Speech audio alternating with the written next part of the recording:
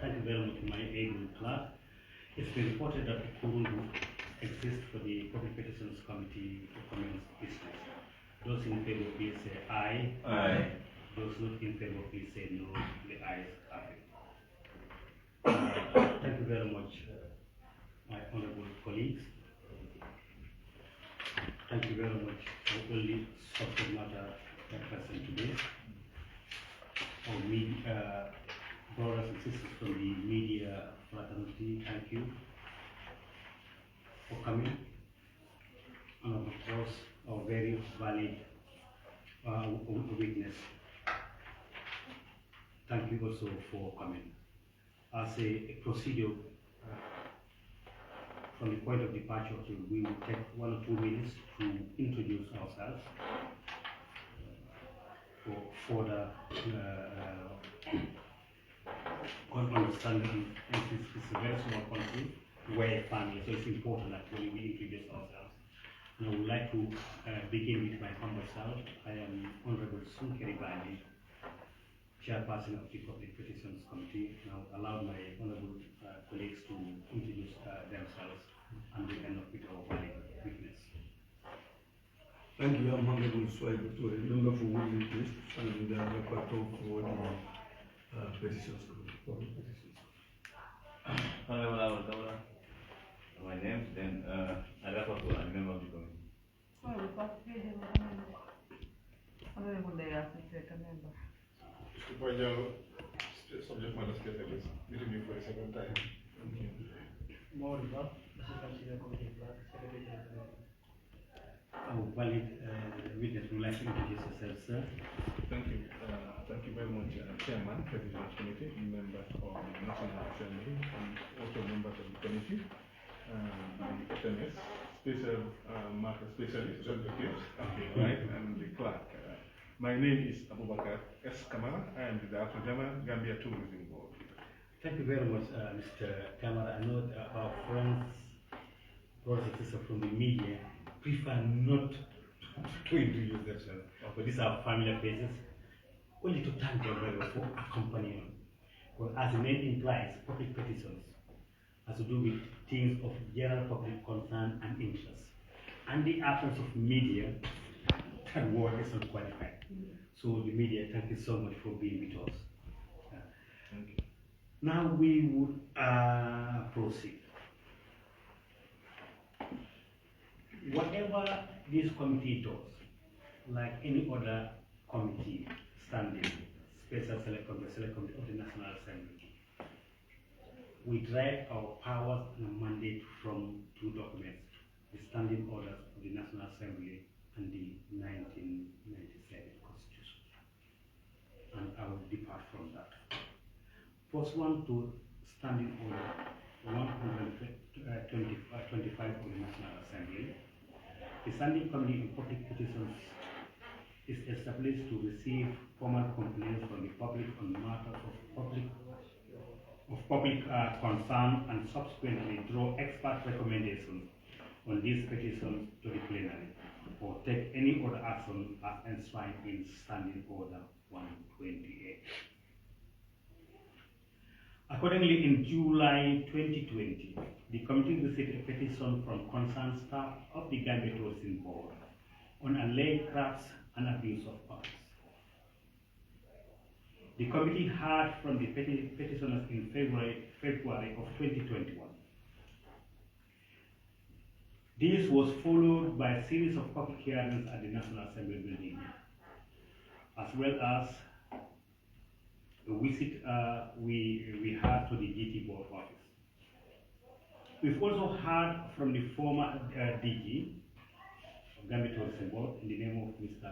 Benjamin Roberts on the particular issue we are here to discuss, with reference to the GT board and consort limited agreement, reference to the building and construction of the GT board office complex.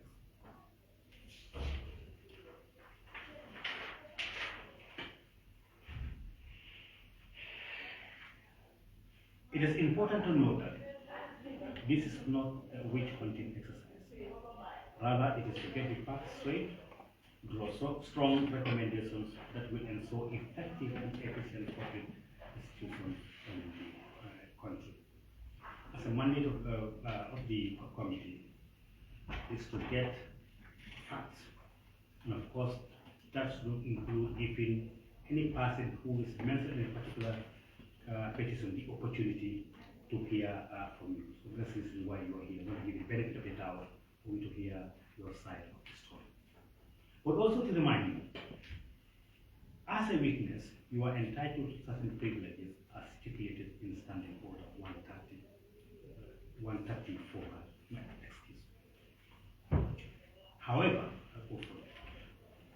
false information or documents shall be considered contempt of Parliament, as reflected in Section 110 of the 1990 Constitution of the Gambia and Standing Order 140.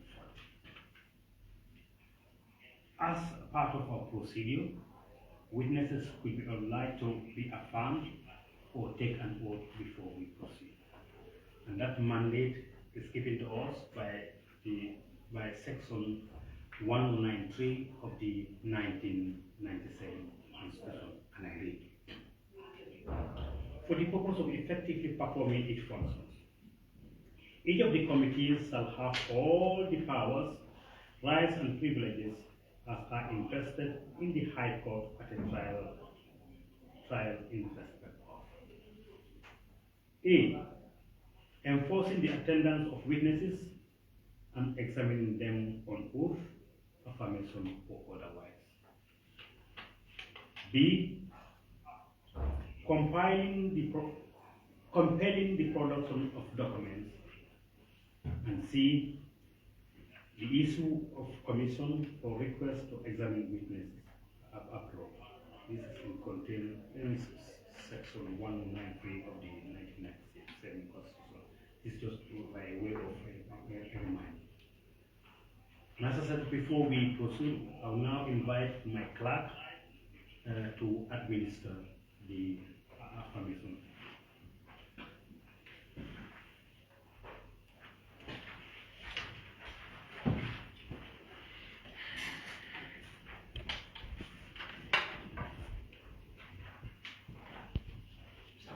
Yes.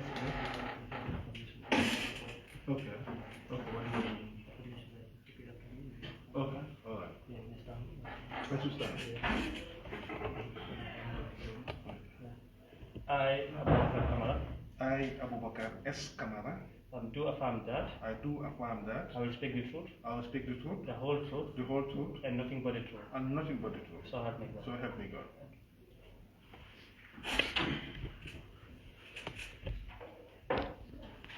Thank you very much, DG. We can now proceed.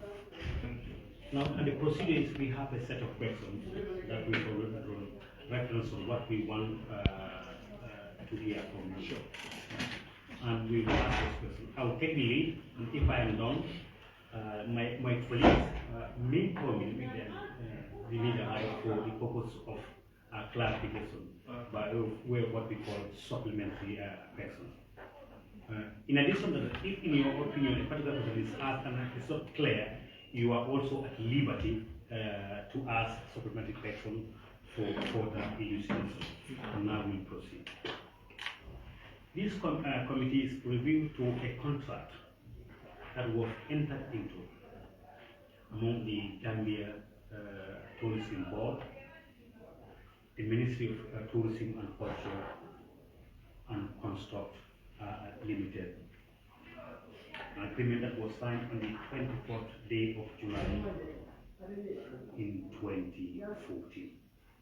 So the committee would like to ask if you have any knowledge of any of this contract in the first place. Well, since whether I said my oath or not, but I'm obliged to say the truth. And be rest assured that you hear the truth from me. When I took over from my predecessor, I realized that if he's handed over, the issue of the head office was not mentioned. then I wrote a rejoinder to him to say that I would like you to shed light on the issue of the head office. Then in his reply, he said that was how he directed me to this contract and the one that was subsequent to this one. That was the first time I was able to see these two contracts, to tell you the truth. Yeah. So in essence, you are opportune to see them, and you've also been informed either in detail or briefly about the existence of such contracts. Certainly. Thank you so much. Now the fundamental question is, MC told the committee that you were opportune to know about this contract briefly or informed in detail. Would you like to give us a detailed overview or explanation of the said contract as far as your understanding or knowledge of the said contract is, and how did it come about? Right. As far as I know, the first contract was for Construct to construct our office, and it would be leased for him for 30 years as per the contract. And that both the ministry and the GT board will occupy the office when it is ready. That is the first contract, as far as I know. But the second contract which is an addendum to this contract, had revealed that, in fact, now Construct was going to construct that whole premises that was supposed to be our office, and it will be leased to him. Then he would construct a new office building for the GT board and the ministry. And that, as far as I know, that was my understanding. And also, Construct was supposed to pay the rent of the GT board for the number of years we are going to be renting. That is my understanding of the contract. However, when I took over, yes, the contracts were there, but I've not seen any work that was done, to tell you the truth.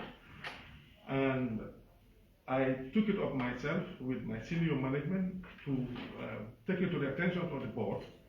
And the board was so supportive, and they made a resolution to say that let construct our office immediately and within 24 months, so that at least GT board will have their own office.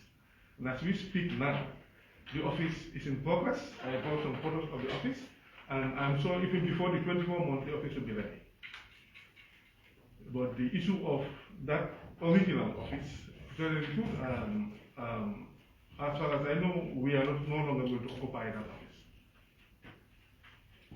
The particular contract we are talking about, that's the slide on the tropics, shopping center. Yeah. That according to the contract, where GT board was supposed to be housed, and the Minister of Tourism and Culture. Right. From your understanding, of the contract, would you like to inform this committee whether the said contract was actually implemented, or what is the level of implementation? Well, it has been overtaken by events in the sense that another contract was done which superseded that contract. This contract, as far as I'm concerned, is null and void. The contract that is valid now is the current contract, which Construct is implementing. And as per the instruction of the board that he should make sure that our office is constructed within 24 months, which is doing. But as far as I know, that contract is null and void now because it has been overtaken by events. Because when you say an addendum, the latest one is what is more important than the latter, the former. So, yeah. Would you like to inform, if you have any idea, what prompted the change of idea from after having invested one or two ways in that the first contract, and now that contract has been abandoned and a new contract has been entered into? Well, I think if I am to venture into explaining the nitty-gritty, I may not be saying the truth, and I don't want to do that. The fact of the matter is that I only knew about this contract, as I said, when I asked the DG, the former DG, about the situation of our head office. I've never seen that contract before I assumed office. So whatever was in the contract, to tell the truth, I did not know. I did not know anything about what was in the contract. It's just what is written there. It's what I'm just. That is what I can say. Yes, but as far as I know, I don't know anything about that contract, the former contract. And in fact, the thing is that I was not housed within the main head office before becoming, prior to moving to the head office. I was housed at a different location, which is at the 𝐨𝐫𝐁𝐫𝐝 market. So it was when I moved to the head office, that was when my appointment also came, and then I was obliged to ask the former DG the situation of our head office, and he directed me to this contract. That was my first time to see this contract. When did you take over as a DG? 12 June 2020. It was in June 2020. Because I wrote a rejoinder to the handing over of my predecessor on the 23rd June 2020. That was how he directed me, because there was the rejoinder, this is signature, to this contract. That was the first time I was able to know that in fact there are contracts regarding the head office. Would you know the fate of the current building? Because we agree with you as far as concerned that contract is null and void. But as a Gambian, as a concerned citizen, whether you are in any position, if you are privy to any information regarding the fate of the no, it's a good building, and we needed such a shopping mall. To tell you the truth, because I went to the inauguration of the building itself not long ago. And to tell you the truth, we needed such a shopping mall for the Gambia, as far as tourism is concerned, to attract other segments of tourists to the Gambia. So we really needed such a mall. Would you know who is the owner, who is the owner of that segment? Of course, the person who is in front of the whole is called 𝐿, and I think he is the one who has been representing the Contractual Limited. So he is the one that I know. 𝐿.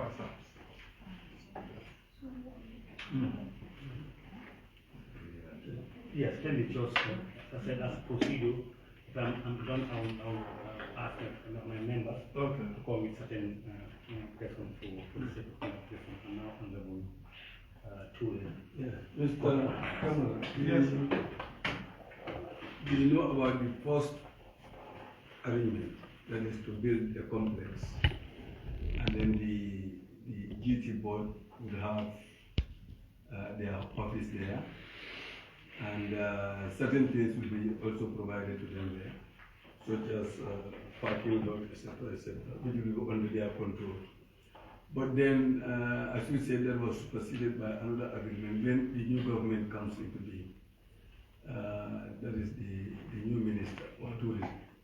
And my question is how, but maybe I'm not sure whether you are aware of that, but how did the whole thing come about? How did the idea come about, not occupying the office that was provided for in the agreement by the GT board, and then the idea of creating a different office for the ministry and for the GT board? How did that idea come about? Yes, I think it is not in the two documents, though, the information that you are asking about. Yeah. But as one of the longest serving staff of the board, I can tell you that I have information that initially the whole of the GT board and the ministry were going to be housed at the first structure, which is the topics. However, at some point, when circumstances change, they realized that it will not be okay for a GT board to be housed within a shopping mall. It doesn't tell well, it may not be best practice. So the best thing is GT board and the ministry should have their own office complex. That is what I know, but it was not discussed. I am not privy to any discussion, but from what I learned from some of the staff. So you wouldn't know whether that was a directive No, not from unless, the and minister there, or ministry. Or there was was it no dismissed? instances where anybody would tell me it was a directive. To tell you the truth. Were you also aware as to whether there was any assessment done in terms of cost benefit to the state or to the GT board? Whether there was any assessment? And if there was an assessment done, would you be privy to what criteria that was used to do the assessment? Well, I think you are now driving me to the same situation where I said that I've never seen the first contract. And for instance, also, as far as I know now, is null and void. What I know now is the current contract, and I may not be privy if there was any assessment that was done or so. Because as I said, I was not housed within the head office. My department was the Department of Quality Control, Licensing and Enforcement, and my directorate was housed somewhere in Senegambia, at the Senegambia Craft Market. So whether cost benefits or an assessment were done, I'm not privy to that. Possibly they will do it. So, would that question be applicable in the new contract that you are aware of? Well, the new contract, as I said also, I inherited it. And when I inherited it, we realized that there was a consultant, and there was also, the consultant was already paid, something like that, to do the construction, the consultancy, the inspection of the works. So when we engaged him, it looks like there was no formal document.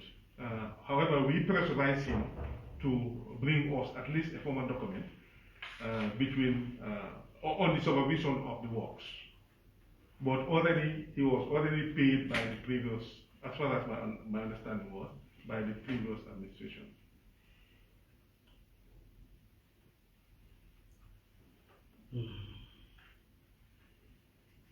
Well, the important thing is we trying to find out the value for money for the government in this whole argument, because you see the construct for the whole complex and all the amenities in the complex, and then the GT board and the ministry are now not occupying their offices in that complex. Rather, they were built another place, and yet still that place is incomplete. So, if you look at the whole thing, and then there was no analysis in terms of cost benefit for the state, the possibility of the state losing is there. So I don't know, such a big investment, if there is no cost benefit, I think it will be very difficult for us to be able to ascertain whether government is losing in this thing. Because the other thing is that I'm not sure whether you are aware of that, but then the lease was 30 years, then it was increased to 35 years, and then now, according to the information we get, is now increased to 50 years. Is it in the contract? Now I'm telling you the information that we get. You got it, okay. But So I'm not sure whether you are aware of that. I'll base my argument on what is written, given that it's an official handing over which was given to me. And what is in the papers as what that are signed, that's what I will take. And to tell you the truth, regarding whether there is government is losing or not, I am certain the previous administration will have done due diligence, and they know what is best for the institution and what is best for the country. So I wouldn't think that perhaps they would do things that would be a loss to government. I don't believe that. So you are not aware of any contract that increases the lease from 30 to 35 and from 35 to 50 years? What I know is that any contract, as you realize that the first contract is for 30 years, yes, and the second contract is for the whole structure to be handed over to him for 50 years. That's what you are saying, and that's what is in the contract. You have that contract? No, it's with you. Is it not what you are having there? No, I'm saying, look, what is with me? What is with you? Yes, it's here. I have it. That is with you. Yes, it's here. Okay. That's what I said. That was what Hydra directed me to look at when I asked about the head office. Okay. Yeah, Okay. it's here. So you are also aware that, are you aware that Father Sams is obliged to continue to pay the rent of the people? And how much? 900,000. Per annum? Well, yes. Anytime it depends on the number of years we are going to spend at wherever we are renting. So as far as the contract is concerned, it should contribute 900,000. For how long? Well, it is not stated.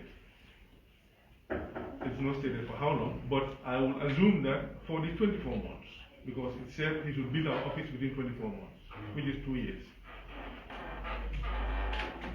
It's kind of, you stated in your earlier submission that the reason why the GT board and ministry was opted to go to a new site to have their complete head office is as sort of best practice.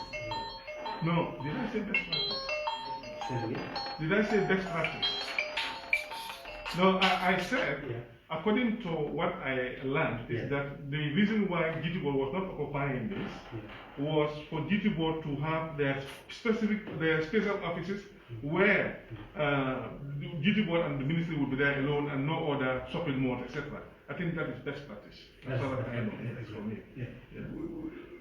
Before you skip the money, you know what took them to, you know, they've already, I would have assumed that they've done an analysis of putting all those things together so that they have an office closer to their workplace, closer to where they are managing.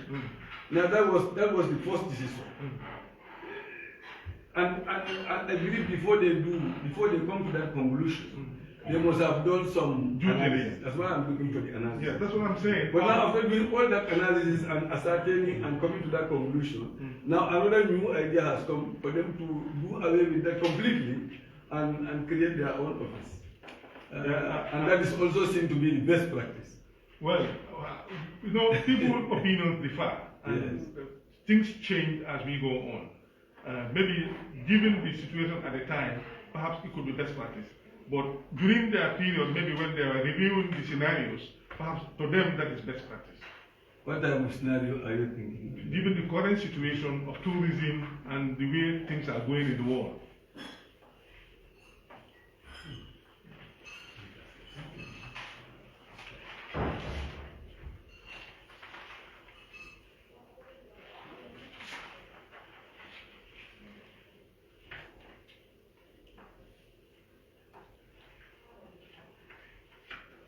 We are also informed that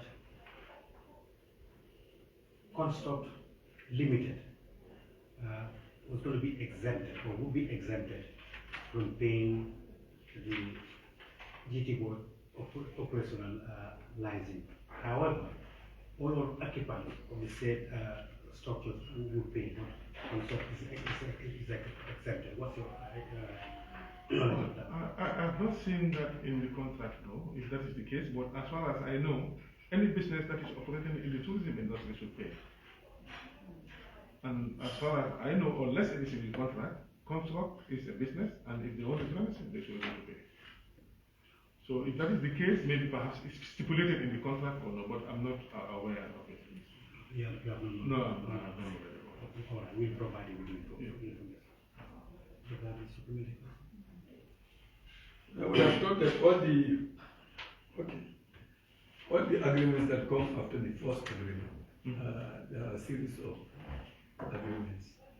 Not so whether you have any copy of those ones. As I said, the only two agreements that I have is the first agreement and the addendum. Yes, and these are the two I have. And these were the ones that were asked, when I asked about the issue of the head office to my predecessor, he directed me to a certain place, and these are the two agreements that I saw. Would you be happy to let us have a copy of those documents? Sure. I made many copies. Clarification purpose. You have You have how do you call it? The tropical. That is the complex. Yeah. And then you also have another land which you give to him to build your office. Yes. And then there is talk about the Fajara waterfront. Well, is that a big? No, I'm not. Yes, I know they talk about, as I said, because I'm a staff and I'm one of the longest service. I may be privy to certain information, but I am not sure whether I'm part of the discussion of those things. That is the thing. That is the situation in which I am. Given that I've been working there, I may know certain information, but to come to be specific or to be part of the discussion, tell the truth, I'm not aware of that. Even the issue of the Fajara waterfront. But certainly, Fajara waterfront is completely different from the tropical complex. They are different. Yeah. And the Fajara waterfront also is issued to Farasam. Well, that one I am not sure, but I know that perhaps it's under his purview or something like that. But I am not 100% sure because I'm not privy to the documents regarding the Fajara waterfront. And you have no document in your office? No, to tell the truth. DG, as a concerned citizen, yes, and a key member of the tourism board, right. In your site, this, when you opportunity to visit the particular site we are talking about, irrespective of the contract being null and void, because the structures that are said to be contained in that contract are very amusing, very attractive, very important in terms of tourism activities. No, the first thing I did when I inquired about the head office, I went to visit the very complex topics to see whether definitely whether there is a situation whereby we should be able to occupy it. So, but I inspected it at the time. In fact, it was not ready. So there was no point of moving there because it was not ready. Even as we speak, those offices are not ready. The things that are ready are the shopping shops and anything that concerns the mall. But the issue of those offices is they are still not ready. So there was no point in time for us now to say, okay, let's move there because already he has already paid for our rent, so we cannot move back. And he's also constructing our office. So, and we're hoping that maybe before even the stipulated time, it should be ready. So, and also given the fact that they wanted us to be independent, to have an independent structure, and which is, I think, which is not bad. So that's why we are pushing to make sure that this office is ready and we move there. The previous contract has indicated the reasons for the increment of the payback period, that's called the lease period from 30 to 35 years, is as a result of the inclusion of the construction of an underground parking site. Why are you opposing, as I said, as a concerned Gambian and key member of the Gambian Tourism Board to visit the said parking? Yes, I know there is a parking, but I am not sure whether it was as a result of that, because of that the terms were increased from 30 to 35. Well, I'm not sure whether also is it in contract on that, but I know for certain that there is a very good parking lot on the ground, and which is really one of its kind. Yes. The essence of my question is to ascertain that the of said underground parking No, do exist. of course it's there, and it's one of its kind in the Gambia. No, I think you told us that the Farasams is paying the rent of 900,000. Yes. But you need Is some. he contributing or is he paying? No, he's contributing 900 as per the contract. He's He's contributing, he's not paying our rent. What's your annual your rent fees? Yes, when I took over, I realized that it was $70,000, something like that. When you took over? Yes, I realized $70,000, something like that, dollars, yes. US dollars. Yes, wow. As the current DG, would you be in a position to tell us the actual and the current? The what you mean, the actual and the point? You are the current DG Yes. of the Gambia Tourism. Yes. You told us that at the time you have taken over, it was this. Yeah. So the same thing. No, of course it's the same. It's the same fee. Yes. The same. The same fee. There is no change. It's per annum. Per annum. And Father Sam is contribution 900,000. 900,000 towards it. That's per annum. Per annum. Per annum. Yeah. Until at the time that the new complex It's ready. is ready. That's right. What must have necessitated this? Because the agreement is for him to build the office complex, Yes. so that he will be able to maintain your offices at the other complex, at the tropics complex, and in the park, and all that. So what necessitated him to contribute to your rent? That one, as I said, this contract, I found it there. You found So it. whatever is necessary, to tell you the truth, I'm not believing Okay, it. okay. Yes, honestly. All right, no, you are right. Yeah. You are right. What's the current DG? Yes, sir. Because our experience has told that a lot of things went wrong in the contract that was set to be known and what. But the current one, what's your not necessarily your opinion, but what's your assessment of the current works and the entire activities? Are you quite happy with it compared with the current standard? As I said, when I took over, even though there was a contract, an addendum for a new contract for him to build an office, there was no work being done. When we took it up with my senior management to go to the board and tell them that this is the situation at the moment, so there was a resolution that was made at the board level of the board for us to engage Father Sams and tell him that he has to build the office within 24 months, whatever the case may be. So that was what was done. And when it was done, although Father Sams told the truth at the time, he was always complaining of copy.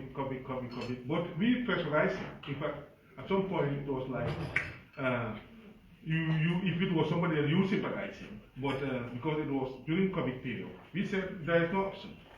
We don't want to be paying this amount of money every year. Try and make sure that this office is built within 24 months. And he had us, and all of a sudden, he started mobilizing his, we showed him the land that he was supposed to be, got all the approvals from physical planning, building permit, and we assured him that this is the land that you are supposed to build, and you have to build it within 24 months. So he also agreed and said that, okay, he will do it as we say, although it is against his will, but he will make sure that he delivers. And we also mentioned about the consultant who will be supervising because he was already paid by the previous administration. So he was on him as well to make sure the work has started. And as I said, as we speak now, the progress of work is wonderful, and he may even complete before the 24 months. And that is the structure. Yes, can you tell us something about, there is another parking lot being mentioned across the road, Across the road where? Topics. which is different from the underground parking. Across the road where? There was no parking lot. No, provided because to Father Sams across the fact of the matter is that it has to leave some space because of the road expansion. Yes. The road expansion. So in front, all of that may go because of the road expansion. I'm not aware of any other parking lot outside of his parking. The underground parking.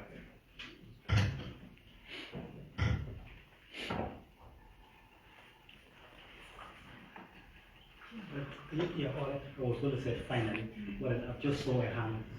And honorable member got my eyes, so I don't know whether Yeah, I want to know about the fate of the underground.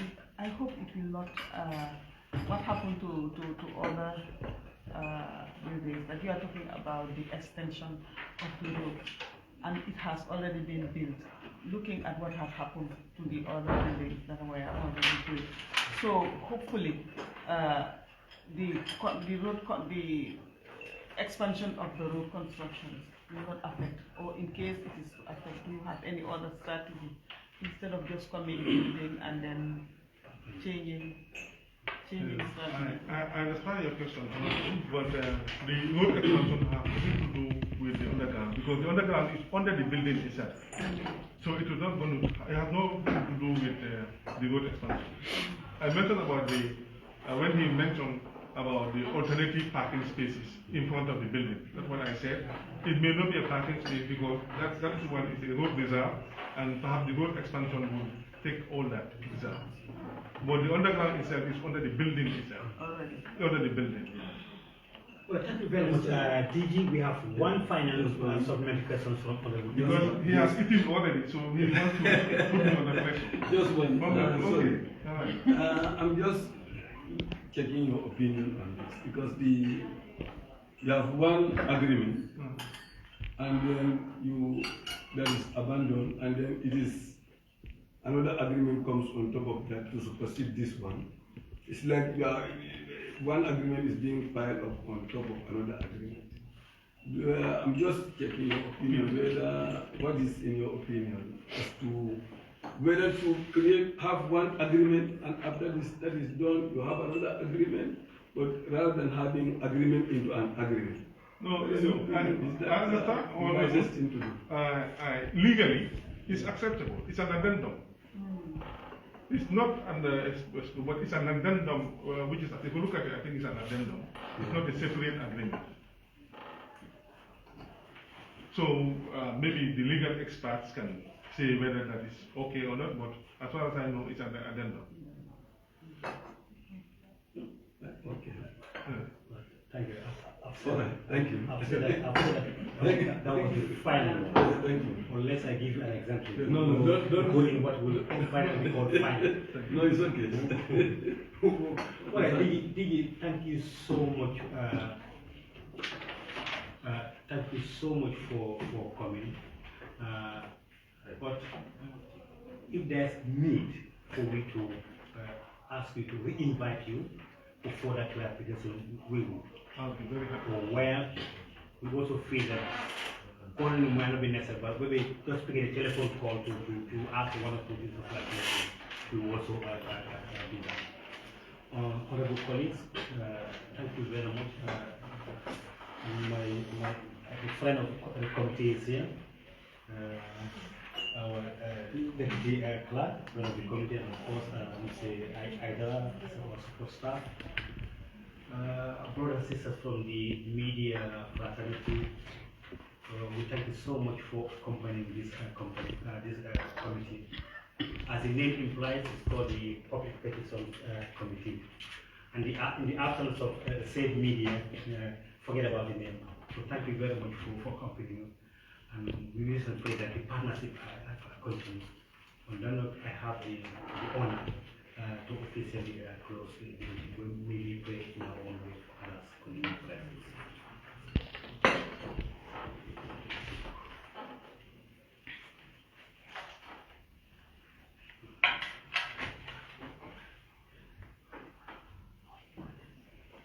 Thank you very much. DG, you are now there for release, or check link of force, or release? He's always reminding me. Honorable today is always on me. Even when he came to my office. Absolutely. Maybe because he wanted me to give him food.